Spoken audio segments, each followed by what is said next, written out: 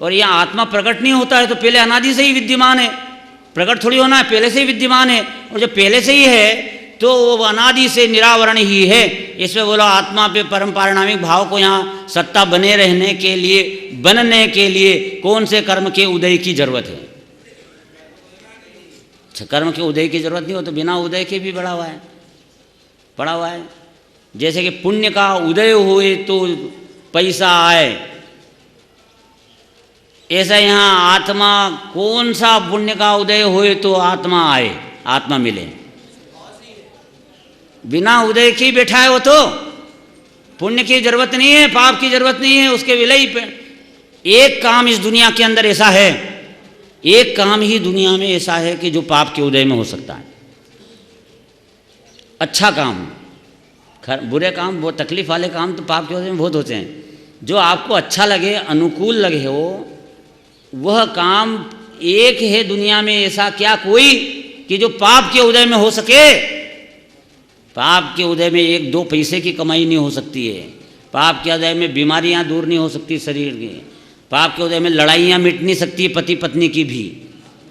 समझ में आया?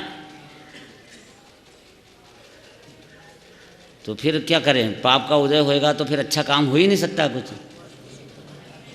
कौन सा काम हो सकता है बताओ आप? एक काम है इस दुनिया में जिसका नाम है सम्यक दर्शन। देखो नरक गति में हो जाता है तो नरक गति में पाप का उदय चल रहा है, पुण्य का। तो ये तो कहता है सब अनुकूल होएगा, बढ़िया व्यवस्थित हो जाएगा, तब मैं सम्यक दर्शन करूंगा। मतलब कि अभी सम्यक दर्शन की परिभाषा ही याद नहीं है तेरे को। जब मेरा पेट नहीं दुखेगा ना तब सम्यक दर्शन करूंगा शांति से। तेरे को सम्यक दर्शन की परिभाषा ही मालूम नहीं है। नरक गति के अंदर कितने शरीर के अंदर व्याधियाँ पड़ी हैं, लेकिन उस काल के अंदर वो सम्यक दर्शन कर लेता है कि नहीं कर लेता है? तो व्याधि के काल में सम्यक दर्शन नहीं होता है, ये बात कहाँ है? पाप के उदय के अंदर सम्यक दर्शन हो सकता है, सातवीं नरक में होता है। उतने तो दुख यहाँ है नहीं मनुष्य भाव में, और उनको हो जाता और यहाँ नहीं होता है तो अपनी कायरता अंदर में घुट रही है। इस कायरता को जड़ मूल से निकाल कर फेंक दो, हम कायर नहीं हैं। समझ में आया? नपुंसकता नपुंसक नहीं है, ये पुंसकता का ज्ञान नहीं है इसलिए नपुंसक है। समझ में आया ना? ये ऐसी नपुंसकता है कि जो अज्ञान के कारण हो गई। ऐसा यहाँ भगवान आत्मा में अनुभूति करने की योग्यता नहीं है मेरे में, ऐसा जो भाव अंदर घर कर गया इसलिए वो अनुभूति नहीं कर पाता है। आत्मानुभूति में नपुंसकता आ रही, और यदि ये इसको समझ में आ जाए कि अरे मैं तो कर सकता हूं, उससे भी इतनी सी बात से कि सातवीं नरक में सम्यक दर्शन हो सकता है, आत्मानुभूति के काल में सम्यक दर्शन होता है। इसलिए यहाँ हो सकती है, मैं जरूर कर सकता हूँ। अपने पाँव पर खड़े हो जाओ और अपना काम बनाओ। ये पंडित जी तो कभी कभी मिलेंगे, नहीं मिलेंगे। कोई देव शास्त्र गुरु पर द्रव्य उनके आश्रित रहकर कोई जीव कल्याण नहीं कर सकता, क्योंकि वे तो टेम्परेरी मिलते हैं। शिखर जी कितनी देर मिलेगा? टेम्परेरी, रिटर्न टिकट लेके आए हैं सब यहाँ, कितनी देर मिलेगा? और लेकिन अब सम्यक दर्शन तो इसको खुद करना पड़ेगा। तो यहाँ तो सीख लो और आओ उसको अप्लाई करो खुद स्वयं, और अपने घर में बैठकर इसको प्रकट करो तो जरूर आत्मा अनुभूति में आएगा ही आएगा। ऐसा नहीं हो सकता है कि अनुभूति में नहीं आए। तो यहाँ बंध मोक्ष पर्याय की परिणति से भी रहित है। निरावरण, त्रिकाल निरावरण, मेरे को ज्ञानावरणी कर्म का उदय से उदय नहीं, दर्शनावरणी का उदय नहीं, मोहनी नहीं, अंतराय नहीं, किसी के उदय के भाव की उदय नहीं, औपशमिक नहीं, क्षयोपशमिक नहीं, क्षय नहीं, त्रिकाल निरावरण। ऐसा यह भगवान आत्मा निरपेक्ष भाव से मौजूद है, जिसका नाम परम पारिणामिक है। ऐसा संज्ञा है। वह बंध मोक्ष पर्याय रूप परिणति से भी रहित है, बंध से भी रहित और मोक्ष से। नवी उपजवी नवी बंदई, नई उपजई नई मरई, नई बंध मोक्षो करई। समझ में आया? तो ये न तो उरसता है न मरता है, पर मत्थे जोइया जनवर एव भणेई, जिनवर देव ऐसा कहते हैं। साधारण की बात नहीं है कहने वाले की, पर के सब ये परिणामी भाव कहाँ मिलेगा। तो एक बार मुनि महाराज थे, उनका आहार दान हुआ एक किसी गरीब के यहाँ पे। फिर वो मुनिराज जाने लगे तो वो बोला, प्रभु मैं तो बहुत दरिद्र हूँ, मेरे जैसा कंगाल इस दुनिया में कोई नहीं। तो अवधि ज्ञानी मुनिराज थे, तो उन्होंने कहा कि तुम्हारे जैसा इस दुनिया में कोई अमीर नहीं। कि प्रभु आप क्या बात करो, मेरा कुछ नहीं है, आप अमीर करें। जहाँ तुम खड़े हो वहीं 3 हाथ नीचे तुम्हारी संपत्ति गड़ी है। और ये कहकर मुनिराज चले गए। अंतरंग संपत्ति और बहिरंग संपत्ति तो ये दोनों ही 3 हाथ नीचे गड़ी है। चले गए मुनि महाराज। अब बताओ कि वो सबसे पहले क्या करेगा, सबसे पहले क्या काम करता नजर आएगा? कि वो गेती फावड़ा लेकर के खोदता नजर आएगा कि नहीं आएगा? और यदि वो ये काम नहीं करता है तो 3 बात हो गई है।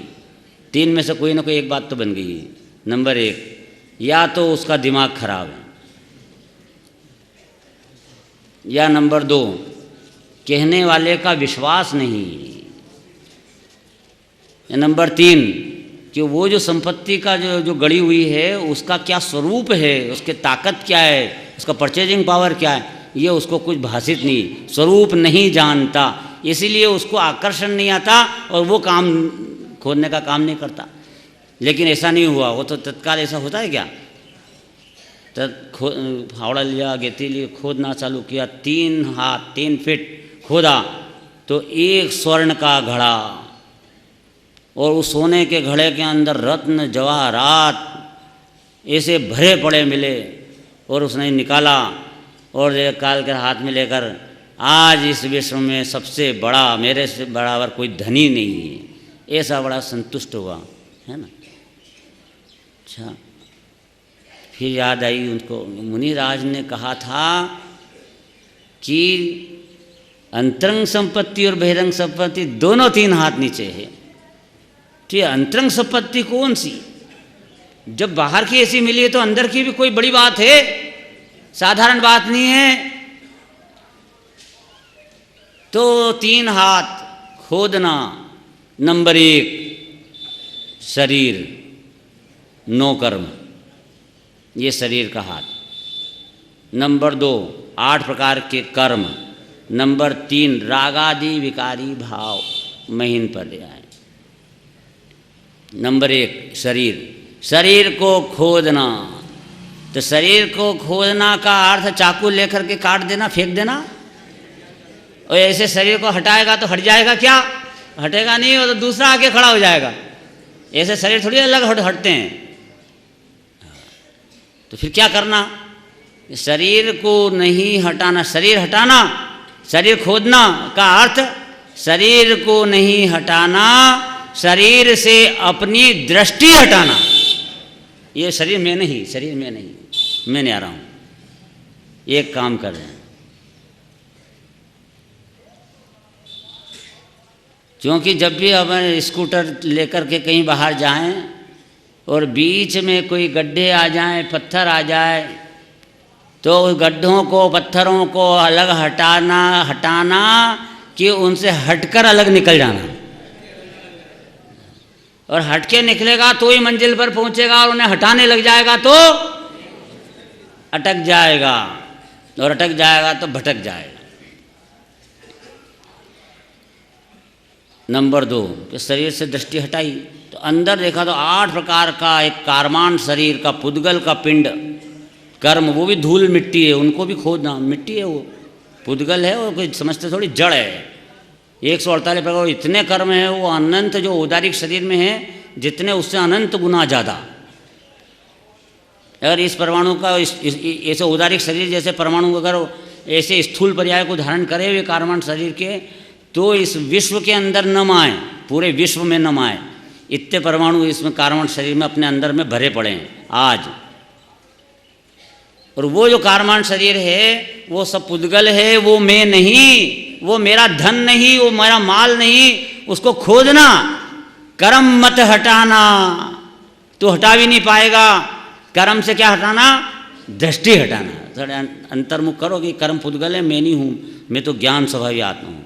नंबर 3, फिर और अंदर जाएगा तो राग द्वेष के विकल्प दिखाई देंगे, क्रोध मान माया लोभ के भाव, या दया दान व्रत भक्ति पूजा के भाव, या भेद ज्ञान के विकल्प। मैं शुद्ध हूँ, बुद्ध हूँ, अनादि अनंत हूँ, अखंड हूँ, चिद्घन हूँ, चित्पिंड हूँ, चैतन्य हूँ, ये इस प्रकार के भाव। ये क्या हैं सब? ये राग भाव। ये तो बढ़िया चीज़ है कि यहाँ मत अटकना, अभी धन नहीं आया है, ये भी खोजना, इससे भी दृष्टि हटाना। अब इससे दृष्टि हटाई, राग मत हटाना। बोलो आप कितनी सुविधा कर रहे हैं, मतलब अपने कल्याण करने में कितनी सुविधा है। आपको एक राग की एक पर्याय को भी पलटने का टेंशन नहीं है। जो है कोई भी मेरे को तो ये है, वो मेरे को ज्ञान टर्न करना आत्मा की तरफ। ऐसा नहीं करना कि मेरे को शब्द पलटना, वो अंदर अंदर विकल्प बदलना है, ऐसा कुछ नहीं करना। विकल्प मत हटाना, विकल्प से उपयोग हटाना। अब उपयोग हटाया तो हटाते ही अब क्या मिला? राग के बाद में ज्ञान मिला। ज्ञान के पैकिंग में, वो घड़े में, ज्ञान की पर्याय के पैकिंग में, घड़े में जो पसरा हुआ है माल, ज्ञान में ज्ञायक पसरा है, वो पसरा है माल, मैंने ज्ञान के घड़े में अनंत गुणों का पिंड द्रव्य विराजमान है। इतने चैतन्य रतन, इतने अनंत गुण, इतने गुण अनंत कि आकाश के जितने प्रदेश हैं उससे अनंत गुना ज़्यादा इसमें एक द्रव्य में गुण भरे पड़े हैं। ऐसे उन गुणों के पिंड का ये माल उसको प्राप्त कर लेना और करके ना निहाल हो जाना कि ये तो मेरे को बड़ा धन मिला। पर ये सुनते से ही सबसे पहले क्या करेगा? ये 3 हाथ के नीचे अंदर संपत्ति गड़ी है, ये मालूम पड़ते से क्या करता हुआ दिखेगा? एकदम भेद विज्ञान करता हुआ दिखेगा कोई भी जीव। ये अगर ये आत्मा भगवान मिल रहा है अंदर में तो फिर क्या है? तो क्या करता हुआ नजर आएगा? भेद ज्ञान। पर वो भेद ज्ञान नहीं करता है और वही काम करता है लड़ाई झगड़े के, राग द्वेष के, हिंसा झूठ आदि के। तो 3 बात हो गई है। कौन कौन सी? नंबर 1 क्या? नंबर 1 दिमाग खराब है। नंबर 1 दिमाग खराब है, मैंने मिथ्या दृष्टि, पागल है, दिमाग खराब है जो ये आत्मा का अनुभव नहीं कर रहा और राग देश में दुखी में पड़ा हुआ है। दिमाग खराब है क्या? तो सुखी होना चाहता है और दुख के रास्ते क्यों जाता है? नंबर 2, नहीं साहब दिमाग तो बिल्कुल अच्छा है मेरा। तो फिर कहने वाले का विश्वास नहीं, क्योंकि तू भगवान पंच परमेष्ठी को ढोक देता है, पर ढोक देने का ढोंग करता है। क्योंकि अगर ढोक देता है तो जो वो कहते हैं वो वाली बात मान तो सही। अगर वो मानता है तो तेने ढोक दी, और वो ढोक दे रहा मानता है नहीं तो तेरे ढोक देना की कल्पना है। विश्वास नहीं है, पंच परमेष्ठी का विश्वास नहीं है कि आलू कांदा प्याज लहसुन गाजर मूली खाना छोड़ दे, मरेगा। ठीक है, सुन लेना बात और वहीं जाकर के वो हाँ पापे होटल में खा रहा है, होटल की चाय पी रहा है। अब क्या समझना चाहिए उसको? भगवान की वाणी पर विश्वास नहीं तो पी रहा है, नहीं तो उनकी वाणी पर विश्वास होता तो क्या? नहीं साहब भगवान का तो पूरा विश्वास है पर मेरा, अरे फिर क्या होता है? फिर तत्काल मान लेना चाहिए। वो कह रहे हैं कि दंड मिलेगा, और दंड भी मालूम है कि ये मिलेगा, फिर भी विश्वास नहीं कर रहा। नरक गति में चला जाएगा तो फिर नरक गति का भी डर नहीं लग रहा है तेरे को? कहने वाले का विश्वास करो। पर मान लो कि नहीं साहब कहने वाले का भी बहुत विश्वास है, तो फिर नंबर 3 कि वो आत्मा में जो गुण है उसकी सामर्थ्य कितनी, कैसी सामर्थ्य, उसका स्वरूप, उसका पावर, ज्ञान गुण क्या चीज़ है, सुख गुण क्या चीज़ है, अभेद क्या है, उसका पावर क्या है, ये इसको भाषित नहीं हो रहा। इसलिए ही ये भेद विज्ञान का काम नहीं कर रहा है। इस सभी जीव इस भेद विज्ञान करते हुए इस अपने गड़े हुए अनंत गुणों के धन को प्राप्त करें, यही मंगल भावना।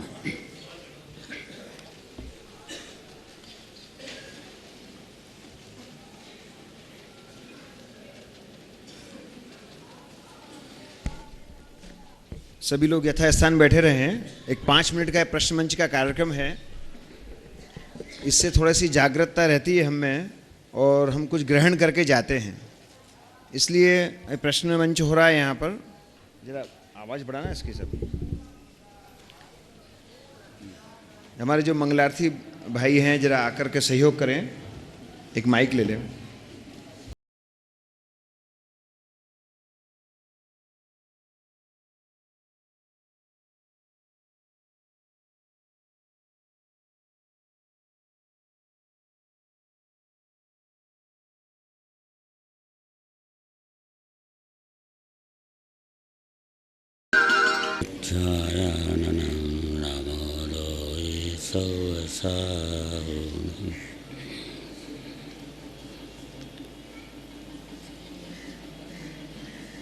नमः समय साराय स्वानुभूत्या चकासिते चित्स्वभावाय भावाय सर्वभावान्तरचिते।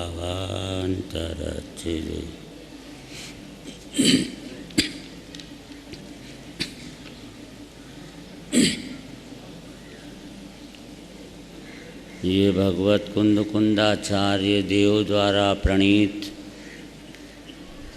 समय सार परम आध्यात्मिक ग्रंथ है, जिसमें 320 नंबर की गाथा अपनी चल रही है। सब साथ में बोल रहे हैं। दिट्ठी जहेवणाणम अकारयं तह अवेदयं चैव जानधियबन्धमोक्षं कं उदयं निजरं चैव जो नेत्रत्यो हि ज्ञान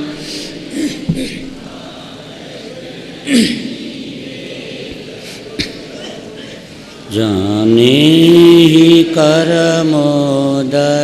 निर्जरा बंध त्यों ही मोक्ष को।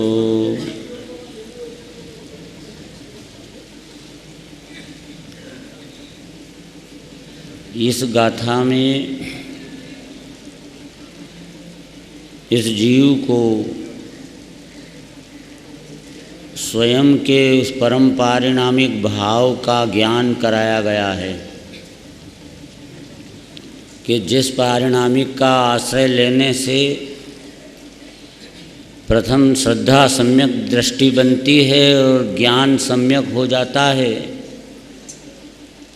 और उसी का चारित्र अवलंबन लेता है तो वह गुण स्थान की परिपाटी से बढ़ता हुआ शुद्धता उत्पन्न करता हुआ, शुद्धता बढ़ाता हुआ परिपूर्णता सिद्ध दशा को प्राप्त होता है। ऐसा यह परम पारिणामिक भाव क्या चीज़ है, तो कहा है यहाँ कि ये पारिणामिक भाव कितने प्रकार के होते हैं।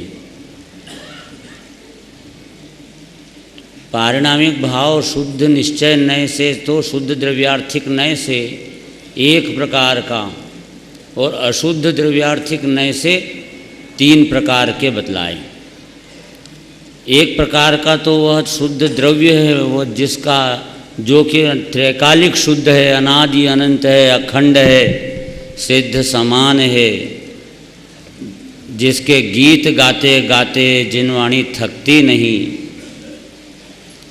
जो ज्ञानियों की विचारधारा में सदा प्रवर्तता है, जो ध्यान का ध्येय है, ज्ञान का ज्ञेय है और आचरण का आचरेय है,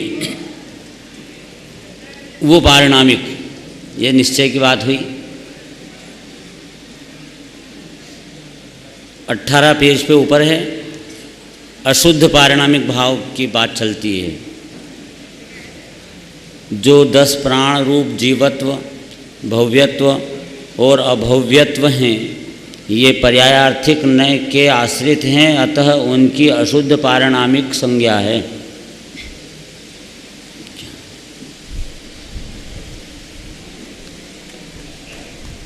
जीवत्व, भव्यत्व और अभव्यत्व 3 प्रकार के पारिणामिक बतलाए तत्वार्थ सूत्र में।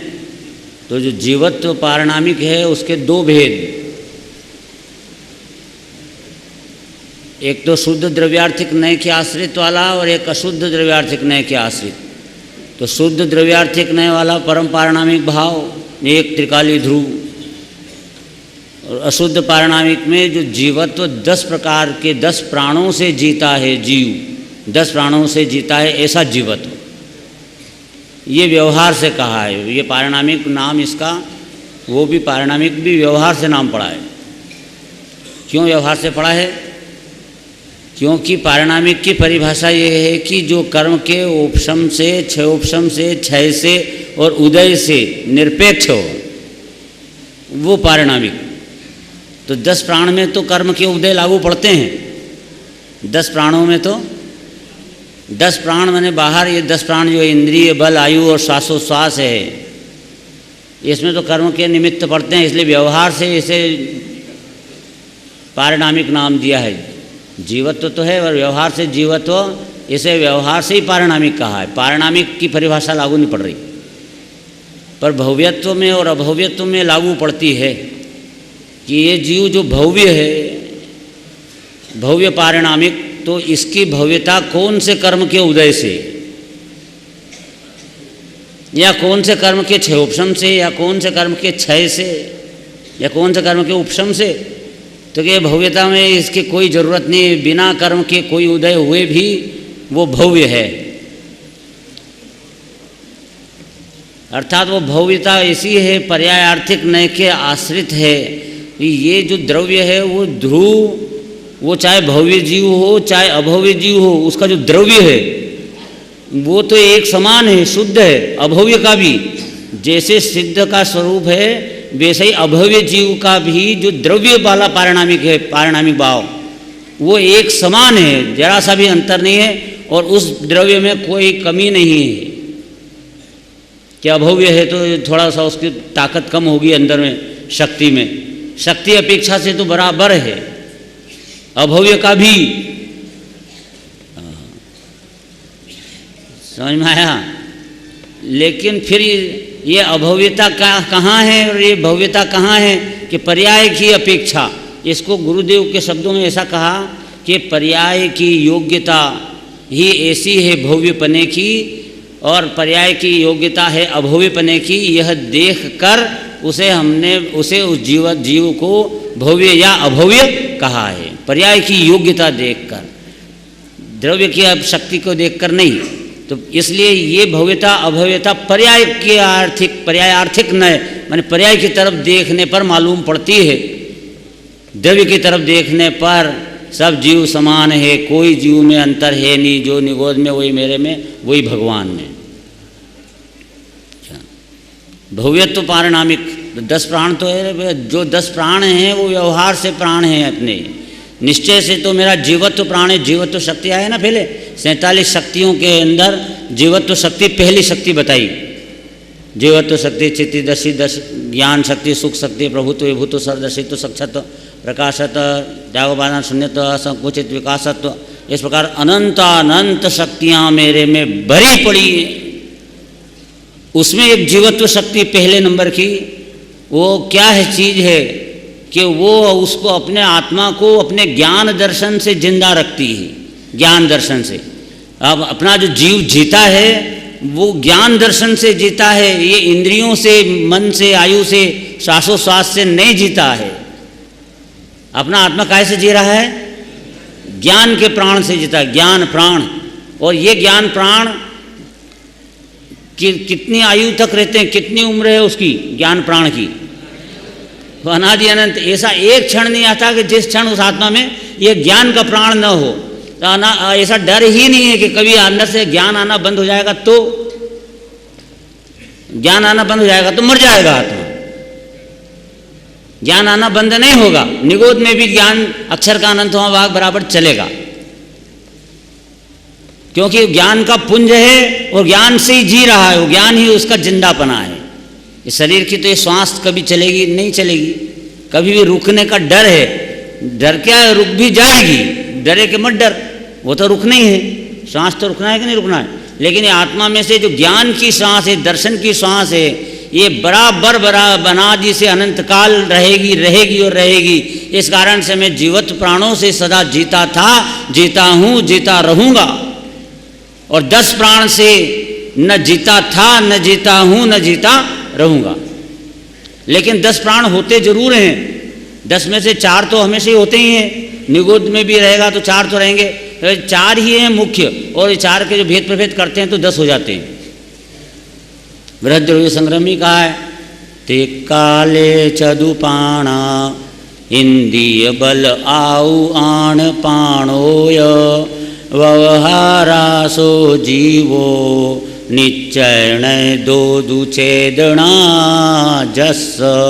निश्चय से आत्मा चेतना से जीता है, निश्चय नय दो दुचेदना जस, चेतना से जीता है। और व्यवहार से यह 3 काल में 4 प्राण से जीता है। तिक्काले भूतकाल, वर्तमान काल, भविष्य काल में यह जो जीव, संसारी जीव है, 4 प्राण से जीते हैं। कौन से हैं वे 4 प्राण?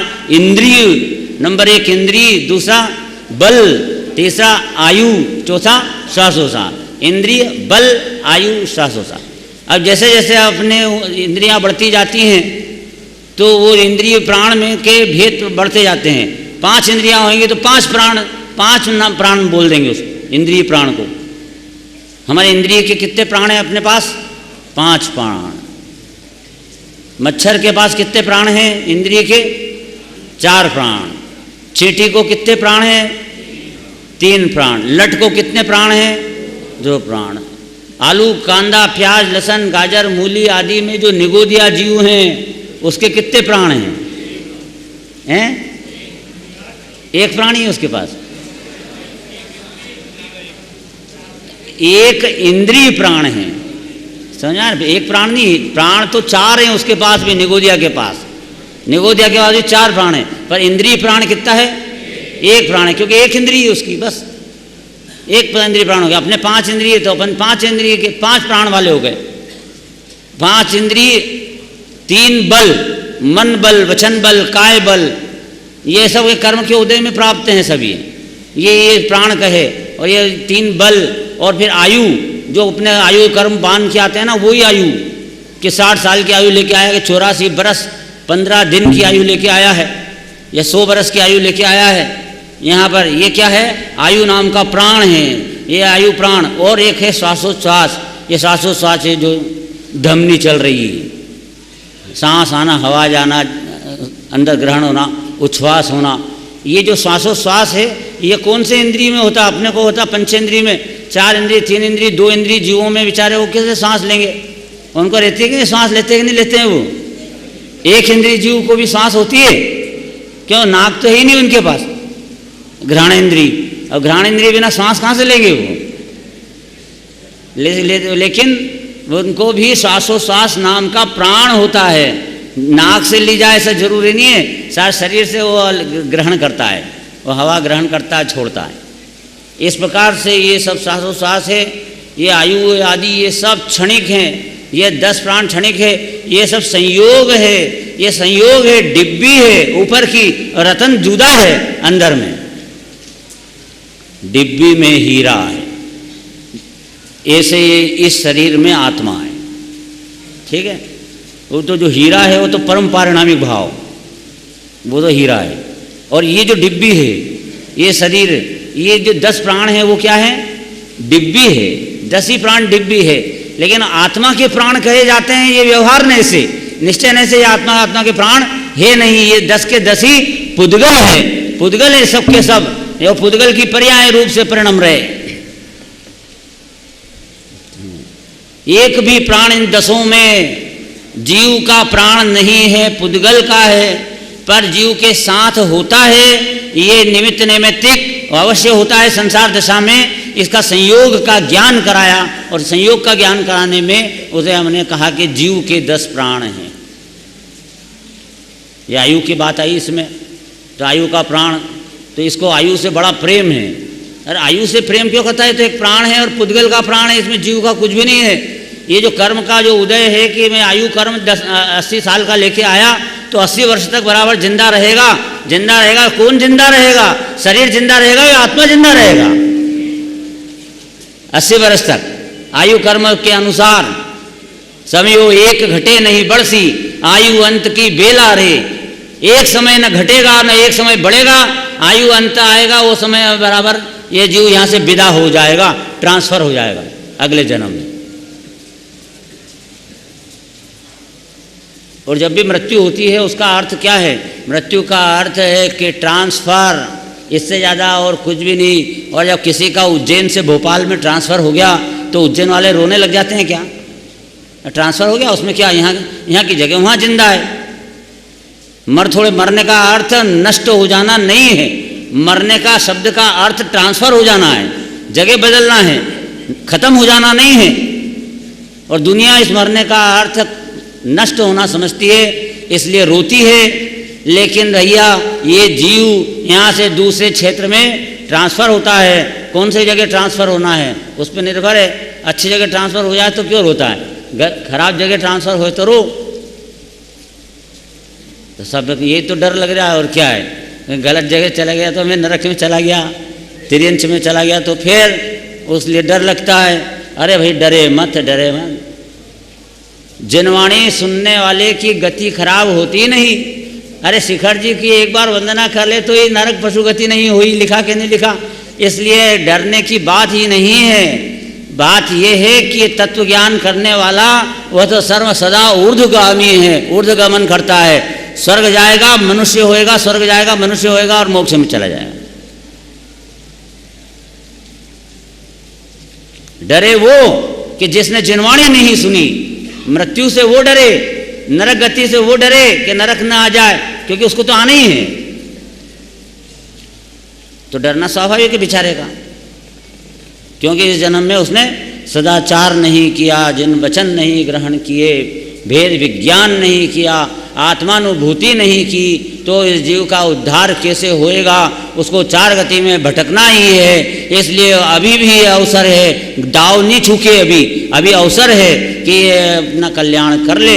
ये जन्म चला जाएगा तो दाव चूका खिलाएगा, उसके पहले दाव नहीं चूका है भैया। उम्र की बात सोचना चाहिए कि एक सांप था, वो सांप ने मेंढक को पकड़ लिया और मेंढक को निचोड़ दिया। उसके बाद उस मेंढक का मुंह इतना सा खुला हुआ था, सांप ने पकड़ा हुआ था मेंढक, थोड़ा सा मुंह खुला हुआ था। तो उसमें भी उधर से वो मक्खी निकली, तो वो मेंढक वो मक्खी को पकड़ता है। अरे मेंढक मौत के मुंह में पड़ा, चारों तरफ खून आ रहा है, अभी सांप निकल जाएगा अंदर, और तो अभी भी मक्खियां पकड़ रहा है, पागल है। तो आखिर मेंढक है, पागल तो पागल ही है। ऐसे इस मनुष्य की अपनी आयु कर्म नाम के सर्प ने 50 बरस खा लिए, वो खा गया। सांप ने पकड़ लिया ना, आयु कर्म रूपी सर्प ने 50 वर्ष निचोड़ दिए।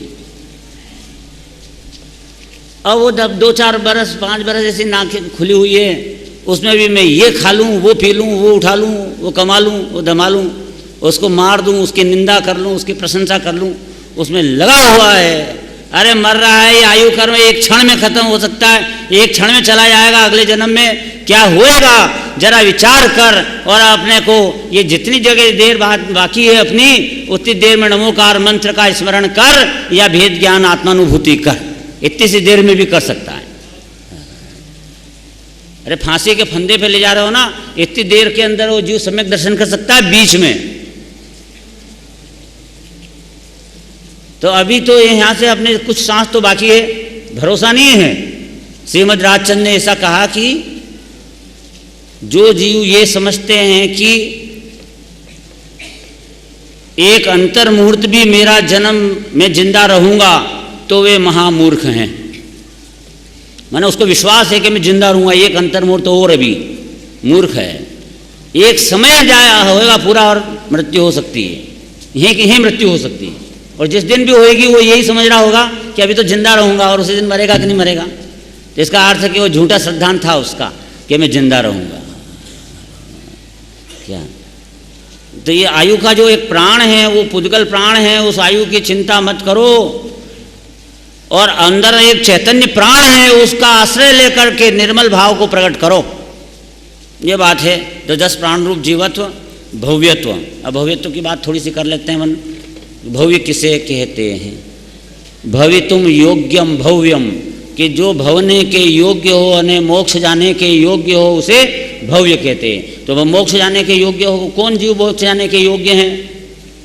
भवितुम योग्यम भव्यम, मुक्ति जाने के योग्य को भव्य कहते हैं। तो हम भव्य हैं कि अभव्य हैं? क्या गारंटी? बड़ा खतरा हो गया। और अभव्य किसे कहते हैं? कि जो मुक्ति के जाने के योग्य न हो, भवने के योग्य नहीं हो, अर्थात कि मोक्ष जाने के योग्य न हो, उसे अभव्य कहते हैं। तो अब हम भव्य हैं कि अभव्य हैं? भव्य हैं। क्या गारंटी है भव्य की? आपको कौन सा लक्षण आया सामने जिससे कि आपने कहा कि हम भव्य हैं? वो हैं? हाँ, तो उसके लिए ये नीचे लिखा, पहले आप पढ़ लें, अपन फिर बताता हूँ मैं कि अपन भव्य हैं कि नहीं। ये तीनों भाव अशुद्ध कैसे? समाधान 18 पेज पे हैं। संसारी जीवों में शुद्ध नए से और सिद्ध जीवों में सर्वथा ही 10 प्राण रूप जीवत्व, भव्यत्व और अभव्यत्व का अभाव होने से वे तीनों भाव अशुद्ध हैं। 10 प्राण रूप जीवत्व, भव्यत्व पारिणामिकपना, अभव्यत्व पारिणामिकपना, ये इनको अशुद्ध माने कि शुद्ध माने? तो क्या क्या अशुद्ध? अशुद्ध तो अशुद्ध क्यों माने? अशुद्ध क्यों है वे? भव्यता भी अशुद्ध क्यों? भव्यता और अशुद्ध क्यों? क्योंकि उसके 2 कारण बताए यहाँ पर, कि एक तो वो शुद्ध नए का विषय नहीं है इसलिए अशुद्ध। भव्यता अभव्यता शुद्ध नए का, शुद्ध नए से जब यह उपयोग अपने को द्रव्य स्वभाव की तरफ लाएगा, परम पारिणामिक की तरफ, तब परम पारिणामिक त्रिकाली ध्रुव अनुभूति में आएगा। ये भव्यता और अभव्यता अनुभूति में नहीं आएगी, वो उस पारिणामिक से बाहर रह जाएगी। इसका अर्थ शुद्ध नए का विषय नहीं बन रही, इसका अर्थ कि वो शुद्ध नहीं है, अशुद्ध है। दूसरा पॉइंट, कि सिद्ध जीवों में सर्वथा ही 10 प्राण रूप जीवत्व, भव्यत्व और अभव्यत्व का अभाव होने से वे तीनों भाव अशुद्ध हैं। कि यदि शुद्ध होता, यदि ये भव्यत्व अभव्यत्व शुद्ध होता तो सिद्धों में भी होता, क्योंकि शुद्धता जितनी भी है वो सब सिद्धों को प्रकट हो गई और अशुद्धि का नाश हो गया, शुद्धि की प्रकट, शुद्धि व्यक्त हुई।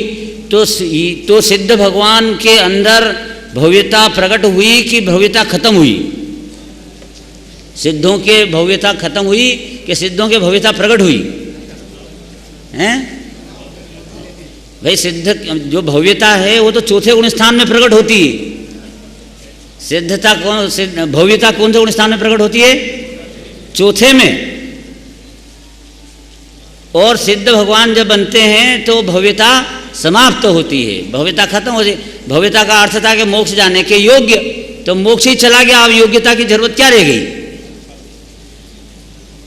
भव्यता तो पात्रता थी, तो पात्रता जब फल मिल चुका तो पात्रता की जरूरत क्या है?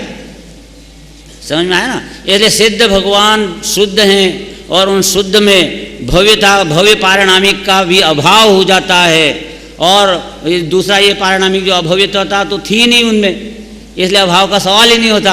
तो सिद्ध भगवान जो शुद्ध हैं तो अभव्य पारिणामिक तो उनमें मूल से ही नहीं था और शुद्ध में प्रकट भी नहीं है। इसका अर्थ ये है कि ये सब अशुद्ध पारिणामिक है। और 10 प्राण कि वो भी अशुद्ध क्यों बोले? क्योंकि सिद्धों के अंदर 10 प्राण भी प्रकट नहीं है ही नहीं, उन्होंने तो शरीर भी नहीं रहा, अंतिम निर्वाण हो गया जीव का। तो निर्वाण शब्द का अर्थ क्या है? निर्वाण, वाण मने शरीर, वाण मने शरीर, निर्वाण मने शरीर रहित, सीधी परिभाषा। निर्वाण हुआ मने शरीर रहित बना हुआ, तो वे सिद्ध भगवान बन गए। भगवान महावीर स्वामी दीपावली के दिन निर्वाण हुआ, मतलब शरीर रहित हो गए, अशरीरी सिद्ध भगवान। अशरीरी सिद्ध भगवान आदर्श रहो मेरे। ये वो जो सिद्धता थी वो प्रकट हो जाती है उनमें, अशरीरीपना। तो ये निर्वाण हुआ। तो ये निर्वाण कहते हैं, देखो भव्यत्व और अभव्यत्व का अभाव होने से ये शुद्ध। दूसरा पैराग्राफ, उन तीनों में भव्यत्व लक्षण पारिणामिक भाव के प्राच्छादक। अब इन तीन में भव्यपने का जो पारिणामिक है उसको ढक के किसने रखा? ढक के रखा, प्राच्छादक माने ढकना। तो यथा संभव सम्यक्त्व आदि जीव गुणों के घातक देशघाती और सर्वघाती नाम के मोहादि कर्म सामान्य पर्यार्थिक नय से होते हैं, ऐसा जानना। भव्यत्व का चिन्ह इस जीव को प्रकट नहीं हुआ। कब तक? कि जब तक मोहादि जो कर्म हैं, मोहादि कर्म में कौन सा मोह लेना? दर्शन मोहनी कर्म।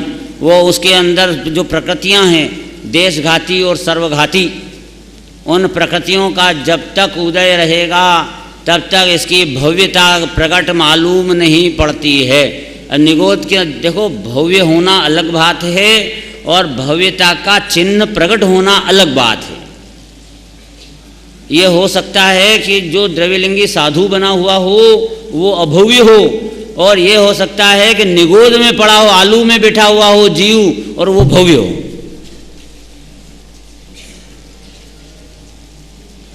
कितने उल्टी सीधी बात है।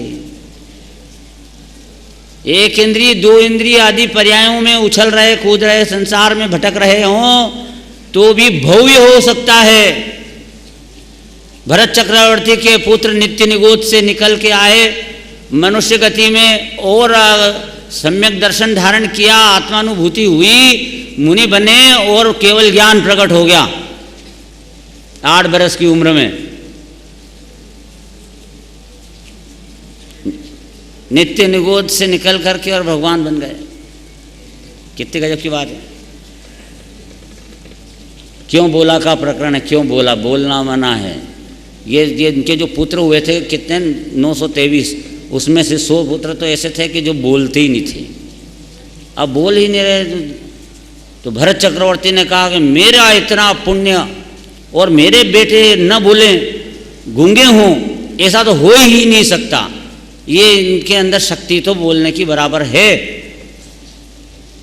उन्होंने घोषणा कराई राज्य में कि जो भी मेरे बच्चों को बुला देगा उसको बहुत राजपाट से निहाल कर दूंगा। और वो तो शांत बोले ही नहीं। एक बार रथ पे बिठा करके सारथी घुमाने ले जा रहा था बच्चों को, तो वहाँ पर वो रथ में से वो एक चिड़िया दिखाई दी। वो चिड़िया बोली चू चू चू चू चू चू। तो उधर वो शिकारी था दूर कहीं बैठा हुआ, उसने तीर लगा दिया ऐसा, मर गई चिड़िया। तो ये बोले, वो पुत्र जो थे बोलते नहीं थे ना, वो बोले अंदर से चिड़िया की तरफ देख के, क्यों बोला? चिड़िया से कहा कि क्यों बोल, चिड़िया का समुदाय था, तुम क्यों बोले? अब क्यों बोले? बोलते से क्योंकि मरना पड़ा, बोले तो मरे, बोले तो मरे, क्यों बोले? तो ये सारथी ने देखा कि ये तो पुत्र बोले, तो खुश हो गया कि मैंने बुला दिया, और रथ लेकर के राजा के पास गया कि साहब ये बोले, मैंने इनको बुलाया, ये तो बोल दिए, बुलाओ मेरे सामने। तो कुछ नहीं बोले, वो कोई भी नहीं बोले। तो सारथी से कहा तू झूठ बोलता है कि नहीं भाई बिल्कुल ये बोले थे, आप तो बुलाओ ना अभी, तो ये तो बोलते ही नहीं है, जा इसको कैद खाने में डाल दो। अब वो कैद खाने में लेकर उधर गए। फिर इन्होंने धीरे से, पुत्रों ने बोला मुझसे, जाने वाले को धीरे से कहा कान में, क्यों बोला? हाँ तो बोला तो तेरे को जाना पड़ा। तो फिर ये क्या हुआ कि राजा चक्रवर्ती इनको समूह शरण में लेके गया, भगवान आदिनाथ के समूह शरण में। वहाँ मालूम पड़ेगा सब पुत्रों को लाइन से खड़ा कर दिया, वहाँ समूह शरण में गए और कहा प्रभु ये हमारे पुत्र बोलते क्यों नहीं? तो उन्होंने कहा अभी बोलेंगे। दिव्य ध्वनि में क्या आया? अभी बोलेंगे।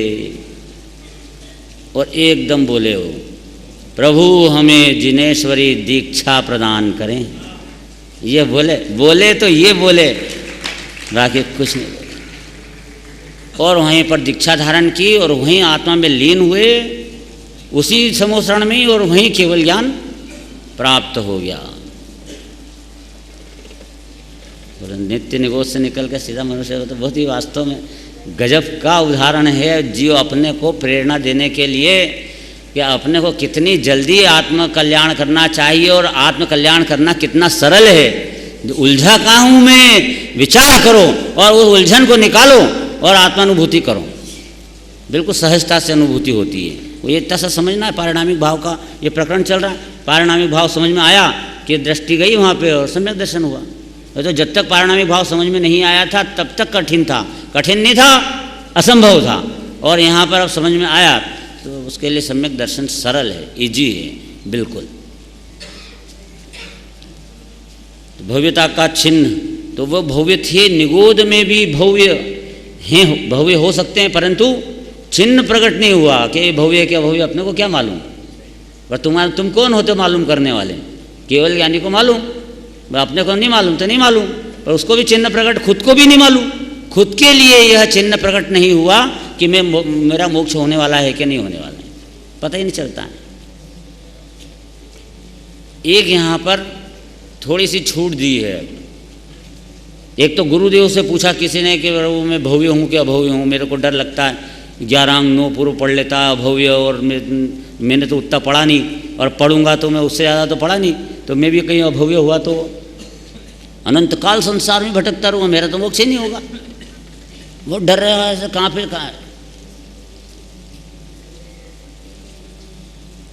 और दूसरा कि क्रियाकांड की बात करो तो 28 मूल गुण मैंने अनंत बार पाले, फिर भी सम्यक दर्शन नहीं हुआ, भव्यता का चिन्ह प्रकट नहीं हुआ इस शैली में। और तीसरी बात क्या कि वो उधर इसने इतनी मेहनत की क्या कि कहते हैं कि लब्धियों में जो प्रायोग्य लब्धि तक भी अभव्य पहुंच जाता है। प्रायोग्य लब्धि किसको कहते हैं? कि अपने आत्मा के नज़दीक तक का उपयोग घुमा दे वो एक बार। शरीर भिन्न है ना आत्मा भिन्न, आत्मा में भाषित होने लग जाता है थोड़ा थोड़ा कि हाँ है जरूर आत्मा है जरूर, न अभव्य हो सकता है। तो कि इतना तो मैं पूछे ही नहीं, तो फिर मैं तो यहाँ पे आप इतना उपदेश दे रहे हो और मैं कभी अभव्य हुआ तो बड़ा खतरनाक मामला है मेरे लिए। तो थर थर थर थर थर थर ऐसे कहाँ पे मैं कहीं अभव्य तो नहीं। तो गुरु जी ने घबराए मत प्रभु, घबराए मत, तू भव्य ही है, तू भव्य ही है। ऐसा आशीर्वाद गुरुदेव का मिला। जो भी सभा में बैठे उनको गुरुदेव का आशीर्वाद मिल गया, तू भव्य ही है। और ये जो जिनवाणी पढ़ते हैं ना अपन, इसमें भी एक निकल के आती है, कई गाथाओं में निकलेगा हे भव्य जीवों। ऐसा मिला कि नहीं मिला आपको? नियम सार के अंदर भी आया हुआ है भव्य। तो जो वो भव्य जो जीव इस जिनवाणी को पढ़ेगा और उसको पढ़े तो वहाँ लिखा हुआ मिलेगा कि हे भव्य। तो ये किसने लिखा? आचार्य ने। और आचार्य तो सत्य महाव्रत के धारी होते हैं। उन्होंने कहा कि हे भव्य है, और तेरे पास तक पहुँच गई वो वाणी, तो तेरे लिए लिखा था, तेरे लिए लिखा था कि भव्य। जिसके पास तक ये वाणी पहुँच गई कि वो खुद ने जिसने पढ़ा कि मैं हे भव्य, तो समझ लो कि ये मेरे लिए आचार्य ने कहा है, सत्य महाव्रत के धारी ने, ये गलत हो ही नहीं सकता, मैं भव्य ही हूँ। समझो?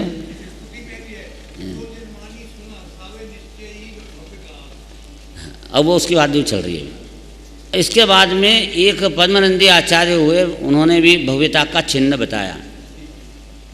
उन्होंने कहा तत्प्रति प्रीति चित्तेन येन वार्तापि ही श्रुता निश्चितम स भवेद भव्यो भावी निर्वाण भाजनम।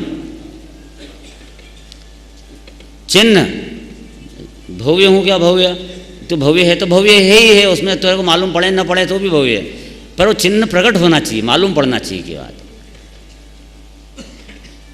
जिनवाणी सुनने में, जो चेतन स्वरूप आत्मा की बात सुनने में जो है प्रसन्नता आई कि नहीं आई, तत्प्रति प्रीति चित्तेन, ये हृदय मेरा प्रीति से, मेरा चित्त प्रीति से भरा कि नहीं भरा?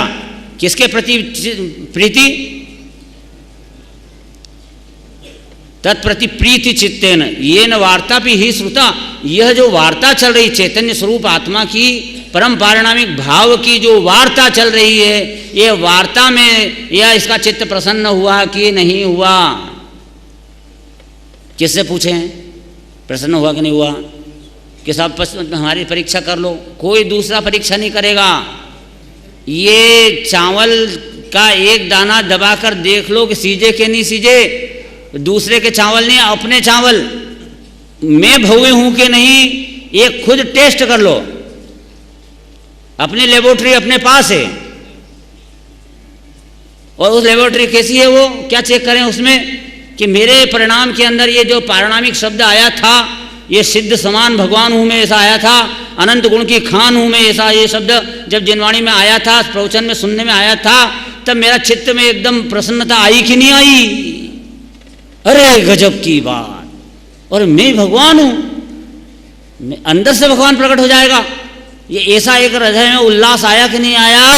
और अगर एक बार नहीं आया तो अभी हम क्या कहें तुझे अभव्य है? तो क्या नहीं, हम अभव्य तो नहीं कह सकते, परंतु भव्यता का चिन्ह अभी प्रकट नहीं हुआ है। अभव्य तो कह नहीं सकते, निगोद का जीव भी भव्य हो सकता है, विरोध कर सकता है। भगवान महावीर के जीव ने मारीच में विरोध किया था भगवान ऋषभ देव की वाणी का, तो भव्य था कि नहीं था? कर विरोध हो सकता है भव्य, पर अभी चिन्ह प्रकट नहीं हुआ। ये आत्म तत्व की वार्ता जिसे पसंद आ गई है, हर्षोल्लास अंदर में आया है, वो जीव निश्चित रूप से भव्य है। खुद अपना निर्णय कर लो और मैं अपने को भव्य मानकर आत्मानुभूति के लिए उद्यमी बनो, निश्चित रूप से सम्यक दर्शन होगा होगा और होगा, इसमें कोई दो राय नहीं है। वहाँ जब काल लब्धि के वश से भव्यत्व शक्ति व्यक्त होती है, देखो क्या कहते हैं, वहाँ जब काल लब्धि के वश से भव्यत्व शक्ति व्यक्त होती है, काल लब्धि आएगी तो अंदर से भव्यत्व शक्ति प्रकट होएगी, मने सम्यक दर्शन होगा। काल लब्धि आएगी तब होगा कि पुरुषार्थ करेंगे जब होगा। कब होगा?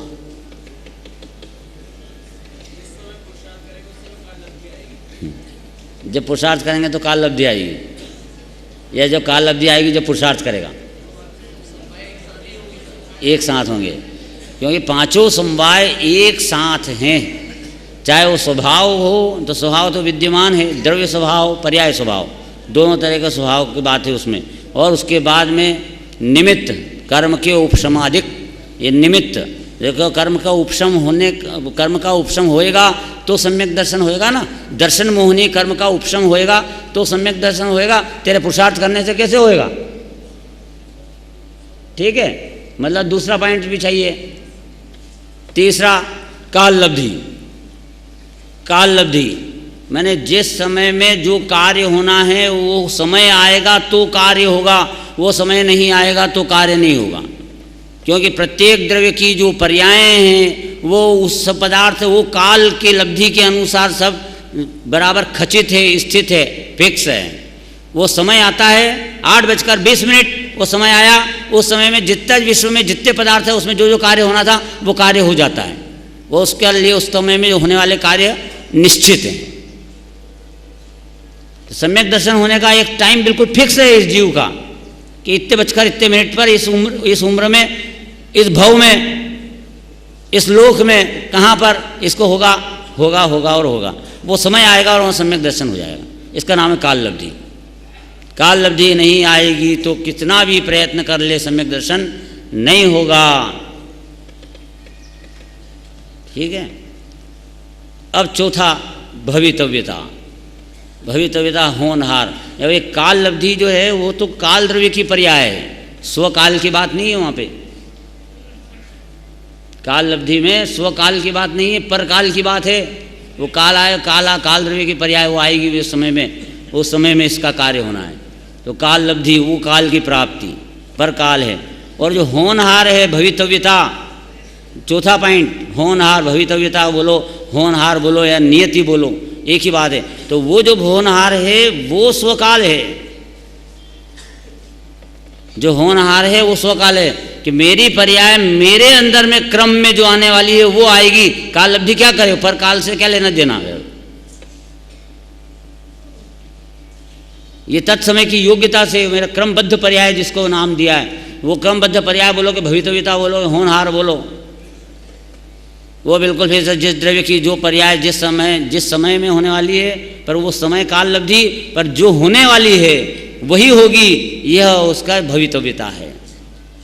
फिर बिल्कुल निश्चित, एक एक समय की पर्याय निश्चित है।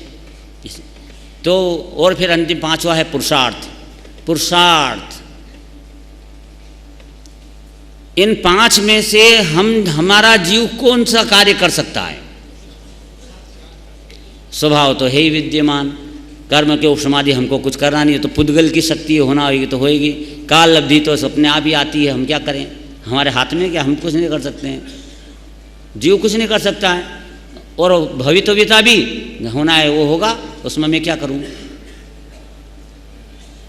अब बची कौन सी चीज, एक पुरुषार्थ। जीव के हाथ में क्या है, पुरुषार्थ। तो पुरुषार्थ ही करने का कहते, जो तू कर सकता है वो कर। क्या नियम है इसका करने का, जो हम कर सकते हैं वह हम करें, और जो हम नहीं कर सकते हैं वो नहीं करें। इसी के अंदर तेरी इज्जत है। समझ में आया कि नहीं आया। जो हम कर सकते हैं वो करें। अब ये निर्णय करो कि हम क्या कर सकते हैं, शांत चित्त से विचार करो। इसका विचार विवेक पूर्वक शांत होकर कीजिए, शांति से विचार करो। तो ये निर्णय होएगा कि मैं तो एक द्रव्य की, ये अनंत द्रव्यों में से एक द्रव्य की, परद्रव्य की एक पर्याय को भी नहीं पलट सकता। यहाँ तक कि अपने द्रव्य की अपनी पर्याय को भी मैं परिवर्तन नहीं कर सकता। वो पहला नंबर दिया था अपन ने कि फेर फार करे सो करता। ये फेर फार करने का काम तो अज्ञानी के दिमाग में घुस गया है, अज्ञानी की खोपड़ी में आ गया है, ये निरर्थक। ये उसको निकाल देना कि कोई पलटा पलटी का काम है नहीं। इस प्रकार निश्चय करता हुआ वह कुछ नहीं कर सकता, तो क्या फिर पुरुषार्थ करने का क्या कह रहे हो फिर आप। ये एक पर्याय भी नहीं पलट सकता, फिर पुरुषार्थ करने का क्या कह रहे कि वहां अंदर वीर्य गुण में से एक पुरुषार्थ की पर्याय निकलती है, जो कि वो ज्ञान की पर्याय के अंदर बल देती है। ऐसा कि चल क्या ज्ञायक का अनुभव कर, ज्ञायक का अनुभव कर, ज्ञायक का अनुभव, ऐसी पर्याय अपने आप वो पुरुषार्थ डालती है। वो ज्ञान की पर्याय परद्रव्य को, ज्ञेयाकारों को गौण करने रूप और अखंड ज्ञान को मुख्य करने रूप से अपने उस ज्ञान में जोर लगाती है, ये पुरुषार्थ। और वो पुरुषार्थ वो पर्याय खुद करती है, पोते ज करे छे पर्याय, वो पर्याय खुद पुरुषार्थ करती है। तो इसलिए द्रव्य जो पारिणामिक भाव है वो कोई पुरुषार्थ नहीं करता, तो मैं क्या पुरुषार्थ करूं। तो द्रव्य अपेक्षा से बोला, पर्याय खुद पुरुषार्थ करती है, इसलिए वो पुरुषार्थ करती है। मैंने वो होता है वीर्य गुण का परिणमन, उसमें अपने आप ही पर्याय द्रव्य स्व तरफ ढलती है, करती है। क्यों बोला करती है, वो परिणमन है ऐसा जीव का, इसलिए जीव करता है बोला। बाकी उसमें कोई फेर फार करने की कोई गुंजाइश नहीं है कि मैं पर्याय को परद्रव्य से हटा करके स्वद्रव्य की तरफ ला रहा हूँ, बहुत ताकत लगा रहा हूँ, इसलिए मेरी पर्याय बन रही है। ये सब कर्ता बुद्धि वाली बातें हैं, और मिथ्यात्व को पुष्ट करेगा, सम्यक दर्शन तो होएगा नहीं। दर्शन मोहनी पुष्ट होएगा, परद्रव्य से उपयोग हटा करके स्वद्रव्य की तरफ लाऊंगा मैं, तो फिर नहीं लाना उपयोग इधर स्व तरफ मैं लाऊंगा, तो कर्ता बुद्धि से दर्शन मोहनी बंधेगा। मैं नहीं लाऊंगा, वो ये मान कि वो पर्याय खुद अपने आप ही मेरे स्वद्रव्य को जानती हुई आ रही है, परद्रव्य को गौण कर रही है, परद्रव्य को भिन्न कर रही, अपने भेदों को गौण कर रही और अपने अखंड स्वभाव को मुख्य कर रही। ऐसी ज्ञान की पर्याय स्वसन्मुख हो रही है, न कि मैं कर रहा हूँ। ये सहज पर्याय को उत्पन्न होने दे, अपने अंदर आने दे। तो द्रव्य को भिन्न छांटेगा तो अपने आप ही पर्याय अपने आप स्वसन्मुख होने लग जाती हैं। इसमें अपने कुछ करना पड़ता है ऐसा बिल्कुल भी नहीं है इसमें। इसलिए वो जिसको भी भव्यता का चिन्ह प्रकट हुआ हो तो समझना कि प्रसन्नता आई, मतलब मैं भव्य हूँ, ऐसा कहा है।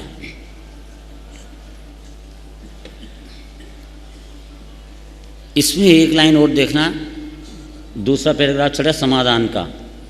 जब काल लब्धि के वश से भव्यत्व शक्ति व्यक्त होती है तब यह जीव सहज शुद्ध पारिणामिक भाव लक्षण वाले निज परमात्म द्रव्य के सम्यक श्रद्धान ज्ञान आचरण रूप पर्याय से परिणमित होता है। अपने आप पर्याय से आते आत्मा का श्रद्धा का श्रद्धे शुद्धात्मा बनता है, ज्ञान का ज्ञे शुद्धात्मा बनता है, आचरण का आचरे शुद्धात्मा होता है। इस प्रकार से श्रद्धा ज्ञान चारित्र तीनों आत्मा में मग्न होते हैं। ये तीनों जो मग्न हुए इसका नाम है कि काल लब्धि के वश हुए, अर्थात कि पुरुषार्थ हुआ तो हुए। ये सब समवाय इसके अंदर गर्भित हैं और जब ये हुए तो भव्यता व्यक्त हुई ऐसा कहा जाएगा। ज्ञान की पर्याय के अंदर स्वपर प्रकाशक लगाना, स्व का स्वरूप जानने और पर को पर रूप जानना ये बहुत ज़रूरी है भाई। पॉइंट अपने पास समय बहुत कम है, बात बहुत अधिक कहना है और इसमें चलो हम आपको एक थोड़े से स्वपर प्रकाशक के पॉइंट बता देते हैं। बहुत ज़रूरी है, आप इसका डिटेल आप करना, चिंतन मनन का एक आधार बन जाएगा। स्वपर प्रकाशक के 5 पॉइंट, क्योंकि ज्ञान की पर्याय हमेशा सभी जीवों की मिथ्या दृष्टि से लेकर सम्यक दृष्टि तक और निगोध से लेकर सिद्ध तक सब जानती हैं और स्व और पर दोनों को जानती हैं। तो नंबर 1 मिथ्या दृष्टि का स्वपर प्रकाशक, नंबर 2 सम्यक दृष्टि का आत्मानुभूति के काल में स्वपर प्रकाशक, नंबर 3 वो सम्यक दृष्टि आत्मानुभूति से च्युत हो जाए, माने उपयोग बाहर चला जाए। जैसे कहते हैं ना मुनि महाराज का ध्यान भंग हो गया, माने उपयोग चला गया बाहर, हो ही सकता है। तो जब बहिर्मुख उपयोग हो तब ज्ञान का स्वपर प्रकाशक। चौथा षट कारक से उत्पन्न होने वाली ज्ञान की एक समय की पर्याय का स्वपर प्रकाशक। और 5वां केवल ज्ञानी का स्वपर प्रकाशक। नंबर 1 सम्यक दृष्टि का स्वपर प्रकाशक। सम्यक दृष्टि मिथ्या दृष्टि, पहला मिथ्या दृष्टि का, मिथ्या दृष्टि का स्वपर प्रकाशक 2 रूप से होता है। नंबर 1 भ्रम रूप और नंबर 2 वस्तु स्वरूप के अनुसार स्वपर प्रकाशक। भ्रम रूप, भ्रम रूप कैसे होता है कि जो ज्ञान अंदर से निकला वह ज्ञान स्व और पर का भ्रमरूप कि यह पुत्र मेरा और ये पराया, यह मकान मेरा और ये पराया, ये शरीर मेरा और ये शरीर पराया। इस प्रकार भिन्न वस्तुओं में ही किन्हीं वस्तुओं में स्व और किसी वस्तु में पर, इस प्रकार से जानता है। ये स्वपर प्रकाशक महा अज्ञान रूप है। जो बिल्कुल भिन्न द्रव्य है उसमें से स्व द्रव्य कहाँ से आया?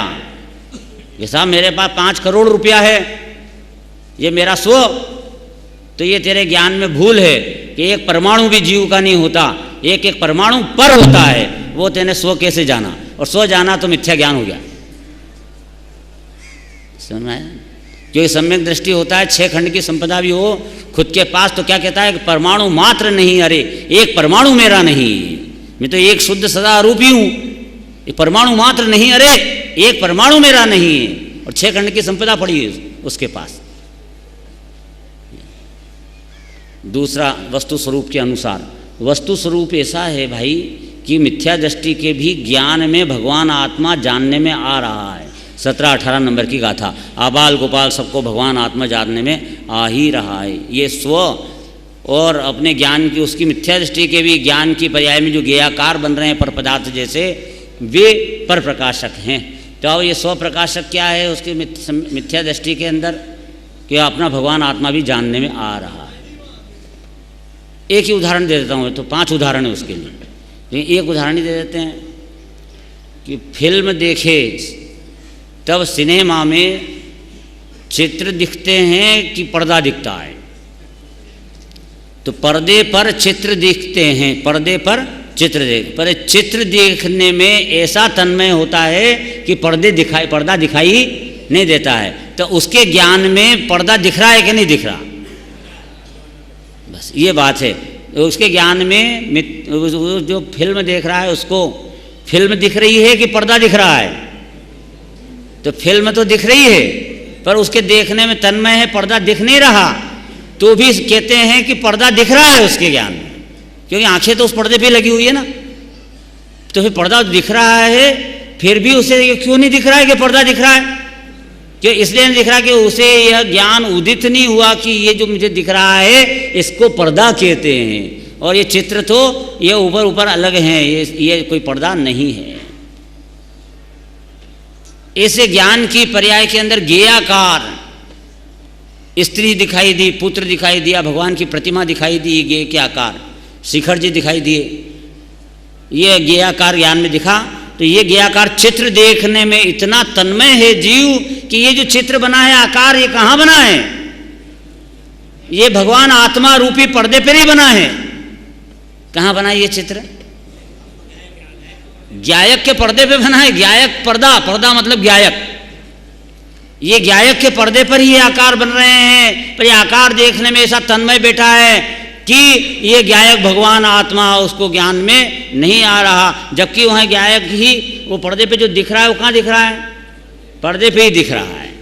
ज्ञायक ही पे ज्ञान लगा हुआ है, पर उसे मालूम नहीं कि ये शुद्ध ज्ञायक है, अनादि अनंत है, अखंड है, चिद पिंड है। इसलिए उसे होते हुए भी उसका ज्ञान उदित नहीं होता। तो गधे के सिंह के समान का ज्ञान बिना का सद्धान गधे के सिंह का सद्धान है, अर्थात नहीं वत मालूम पड़ता, जैसे आत्मा है ही नहीं, जैसे उसको पर्दा है ही नहीं ऐसा दिखता है, ऐसे यहाँ भगवान आत्मा है ही नहीं ऐसा दिखता है। ये पहला मिथ्या दृष्टि का सफर प्रकाशक बताया। घड़ी कहाँ है? दूसरा सम्यक दृष्टि का आत्मानुभूति के काल में सफर प्रकाशक। तो सम्यक दृष्टि का आत्मानुभूति के काल में मतलब ध्यान कर रहा हूँ त्रिकाली ध्रुव का, तब वहाँ का सफर प्रकाशक लेना है। तो सम्यक दृष्टि का स्वद्रव्य की तरफ स्वप्रकाशक, पहले स्वप्रकाशक कि ज्ञान की पर्याय में जो त्रिकाली ध्रुव है ना, परम पारिणामिक भाव, वो स्वप्रकाशक, त्रिकाली ध्रुव जानने में आ रहा है। तो स्वप्रकाशक में क्या आया उसके समय? त्रिकाली ध्रुव, ज्ञान की पर्याय में स्वपने से त्रिकाली ध्रुव आ रहा है, ये स्वप्रकाशक। और उसी काल में अतीन्द्रिय आनंद आ रहा है पर्याय में, तो वो पर्याय भी ज्ञान में जानने में आ रही है कि नहीं आ रही? आ रही हैं। तो वो अतीन्द्रिय आनंद हो गया इसका पर प्रकाशक, यानी ज्ञान के पर प्रकाशकत्व में अतीन्द्रिय आनंद पर के रूप में उसको जानने में आ रहा है अपनी खुद की पर्याय में, क्योंकि स्व के रूप में तो त्रिकाली ध्रुव ये ही विराजमान है।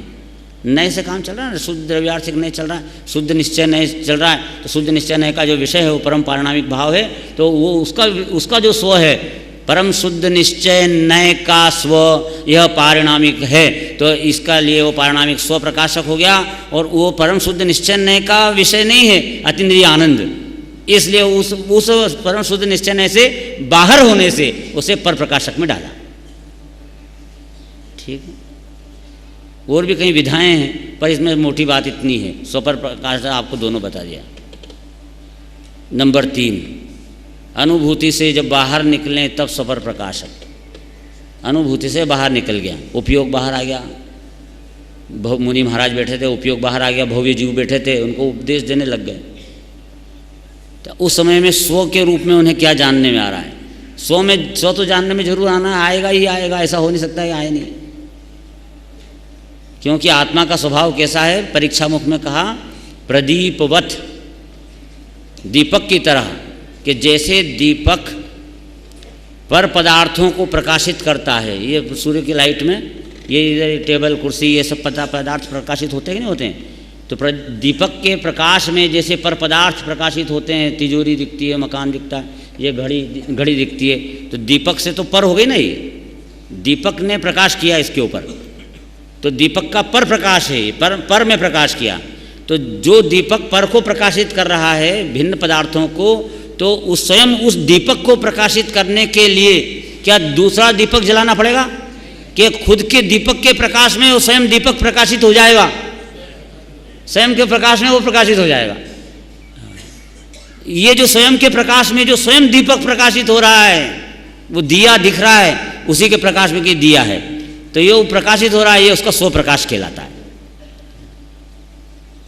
अब अनुभूति से च्युत हो गया, उपयोग बाहर, तो उसमें स्व प्रकाश क्या रहा?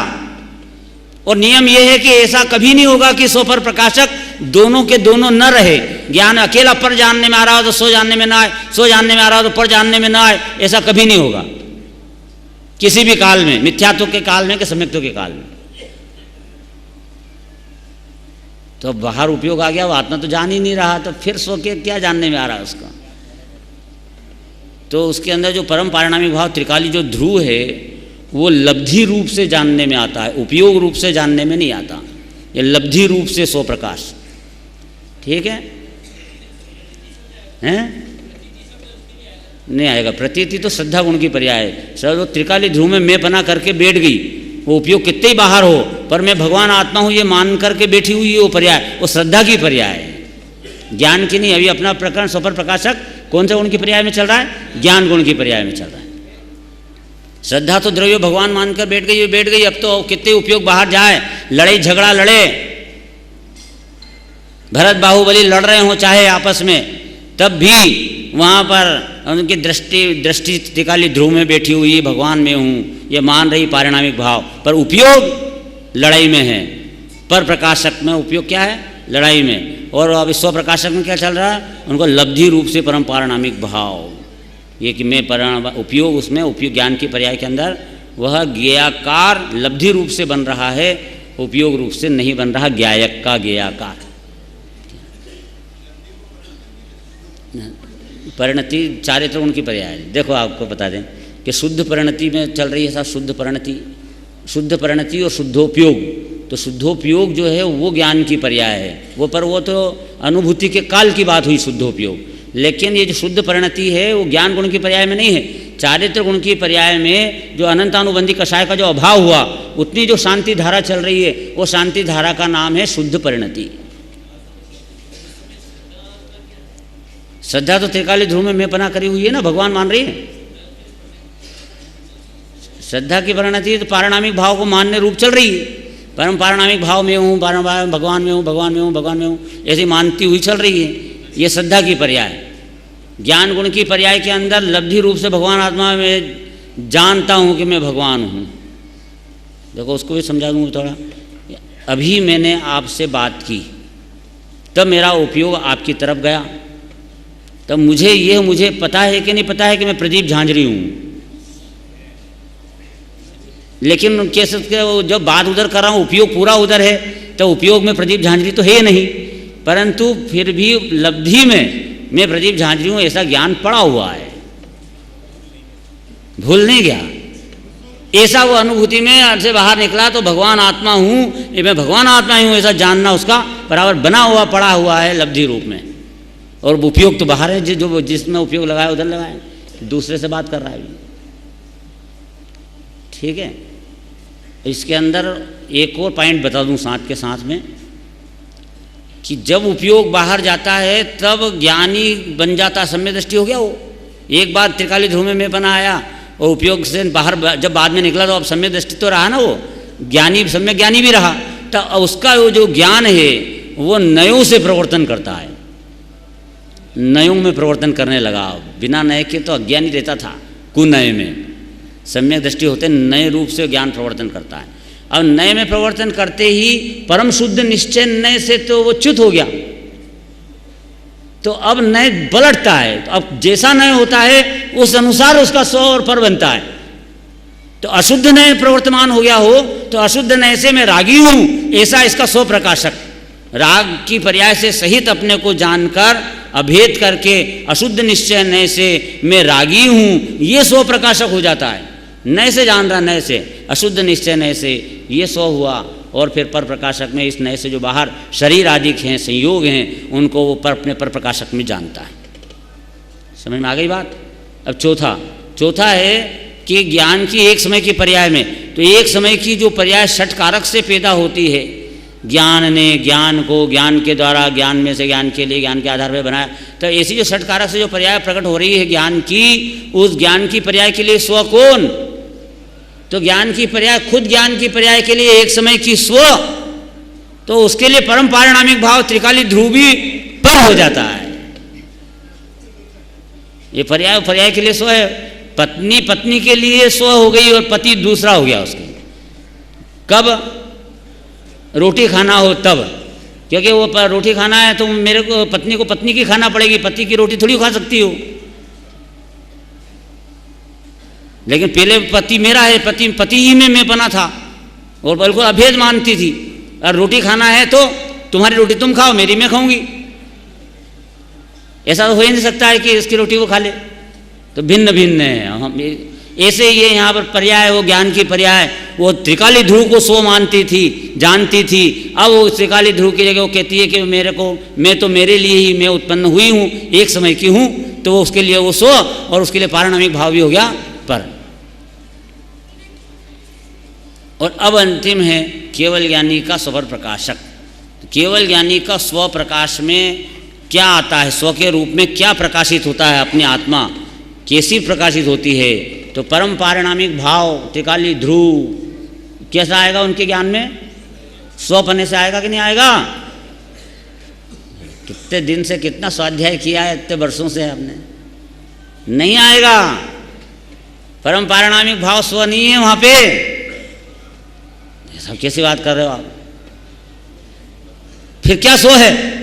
तो वहाँ उत्पाद वे ध्रुव युक्तम सत सद्रव्य लक्षणम वाला जो सत है वो पूरा का पूरा स्व है। माने निर्मल पर्याय से परिणमित, अनंत चतुष्टय से परिणमित भगवान पूरा वो स्व प्रकाशक में है। तो कैसा ऐसा कैसे कहा? त्रिकाली ध्रुव स्व क्यों नहीं? क्योंकि उनकी भगवान की भी श्रद्धा तो त्रिकाली ध्रुव में स्व कर रही है, मैं बना। ज्ञान की पर्याय तो त्रिकाली ध्रुव में स्व बना कर रही है, श्रद्धा त्रिकाली ध्रुव में स्व कर रही है। परंतु ज्ञान स्व बने से किसको स्व जान रहा है? संपूर्ण द्रव्य को स्व जान। क्यों?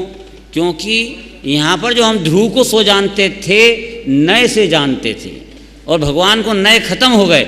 नए का प्रवर्तन 12वें गुण स्थान तक रहता है श्रुत ज्ञान में। यहाँ तो भगवान को तो श्रुत ज्ञान ही खत्म हो गया, तो केवल ज्ञान प्रकट हो गया। तो केवल ज्ञान में नए आएंगे कहाँ से? नए आएंगे तो एक गुण, एक मुख्य करने का काम ही, सिस्टम ही समाप्त हो गया वहाँ पे। और पूरा द्रव्य और गुण पर्याय वाला एक पदार्थ ही होता है, वह एक पदार्थ ही अभेद उनको अपने ज्ञान के अंदर स्वपने से प्रकाशित हो रहा है। और श्रद्धा तो पारिणामिक में त्रिकाली ध्रुव में ही है, मैं पना कर रही। श्रद्धा की बात नहीं चल रही। श्रद्धा तो भगवान की भी, केवल ज्ञानी की भी त्रिकाली ध्रुव में ही मैं पना कर रही है। और उसके बाद पर प्रकाशक में क्या आ रहा है? सकल द्रव्य के गुण अनंत पर जाए, अनंता जाने एके काल प्रकट केवली भगवंता। तो सब लोकालोक को जान रहे। देखो भैया, लोकालोक पर प्रकाशक में आया कि नहीं आया? बिल्कुल गलत।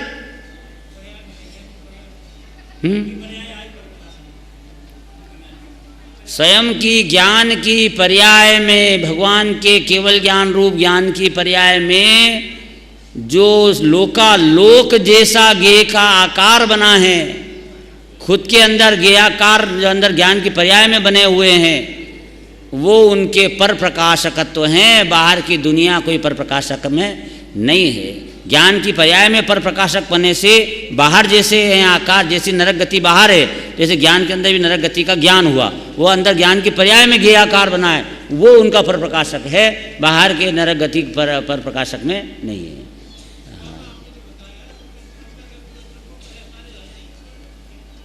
अपने द्रव्य गुण पर्याय, अपना अकेला द्रव्य गुण पर्याय स्व प्रकाशक में आएगा। और पर द्रव्य का जितने भी द्रव्य गुण पर्याय हैं वे सब ज्ञान की पर्याय में झलकेंगे। तो वो झलकन जो है ज्ञान की पर्याय के अंदर, वो पर प्रकाशक है, बाहर के पदार्थ पर प्रकाशक नहीं है। इस प्रकार स्वर प्रकाशक का स्वरूप अपन ने आपको प्रस्तुत किया। अभी तो अभी प्रश्न, रात्रि को प्रश्न तत्व चर्चा में प्रश्न करना।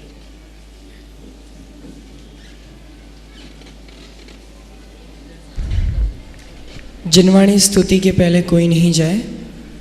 एक सूचना थी कि आज रात को जो हमारी इंद्र सभा होने वाली है, इसके जो भी इंद्र हैं वह सभी यहाँ पर आके अपने डायलॉग्स ले लीजिए, नहीं तो रात में प्रॉब्लम पड़ेगी।